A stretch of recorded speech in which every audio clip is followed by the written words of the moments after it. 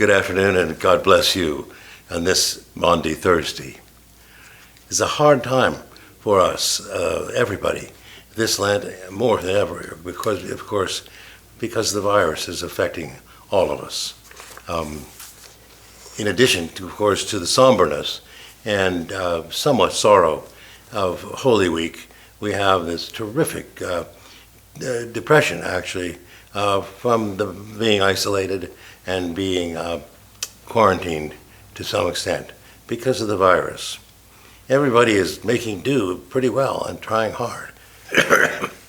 Excuse me, but it is definitely difficult for everyone. And I want you to know that we're praying for you regularly and mightily. It's particularly hard on folks who live alone or older folks, one of which I am. But the whole community is deeply affected by it. And I think that we were reminded by this how much we need community, how much we depend upon being in community and relating to one another, being in a relationship. And that's interrupted. It's interrupted by this. We're trying to call on as many people in the congregation list as we can. I have some help doing this, just to check on you and say hello and see how we're doing. And that helps a little bit with a sense of community. We're also looking for other creative ideas. So if you have any ideas about how we can enrich and expand and enlarge our sense of being in community and in touch with one another, please, by all means, let me know. We'll do what we can, because Holy Week will be over, but unfortunately the virus is not going to be over for a while. So we come then to Maundy Thursday, the institution of the Lord's Supper and the foot washing, Thursday of Holy Week. And I think the passage from John is particularly helpful at this time. John, 13th chapter, verses 1 through 16. It was before the Passover festival, and Jesus knew that his hour had come, and he must leave this world and go to the Father. He had always loved his own who were in the world, and now he was to show the full extent of his love. The devil had already put it in the mind of Judas, the son of Simon Iscariot, to betray him. During supper, Jesus, well aware that the Father had entrusted everything to him, and that he had come from the God and was going back to God, rose from the table, laid aside his garments, and taking a towel, tied it round him. Then he poured water into a basin and began to wash his disciples' feet and to wipe them with the towel. When it was Simon Peter's turn, Peter said to him, "You, Lord, washing my feet?" Jesus replied, "You do not understand now what I am doing, but one day you will." Peter said, "I will never let you wash my feet." "And if I do not wash you," Jesus replied, "you are not in fellowship with me." "Then, Lord," said Simon Peter, "not my feet only, wash my hands and head as well." Jesus said, "A man who has bathed needs no further washing.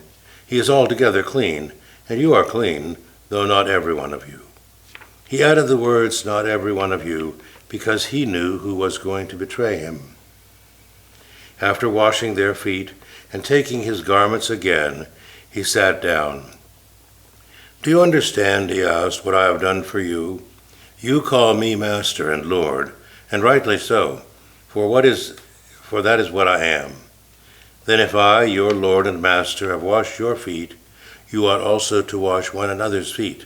And I have set an example for you, to do as I have done for you. In very truth I tell you, a servant is not greater than his master, nor a messenger than the one who sent him. If you know this, happy are you if you act upon it." It's a wonderful, wonderful section from John describing the washing of the feet that Jesus did after supper, his last supper with them. And of course, it's a great example or narrative of humility and servanthood. When the last thing Jesus does is not something fantastic or with great fanfare or trumpets or drums, but very quietly He rises from the table, takes a towel, and goes around and, without a big explanation, washes the feet of his friends. All of which shows humility and acts of service, servanthood. All those words of serving are applying here. That what Jesus did without explanation at first was a great story of basically his life. He lived fully and totally by giving himself and by serving to the fullest extent. There's a phrase of those of us who love mystery books, I have a phrase called smoking gun. When you've got irrefutable evidence of somebody having done something, you say, wow, there's the smoking gun. Well, here we have a wet towel, a sopping wet towel is the smoking gun. Evidence of Jesus' servitude and his life of being in service to his friends. And so this foot washing is significant for Jesus and his friends, even though they don't quite understand it. Peter sort of always misses the boat, but in his eagerness wants to really be on board. And Jesus explains to them that they'll understand someday. And someday we may all understood that foot washing can be transforming for the world. Foot washing can transform culture.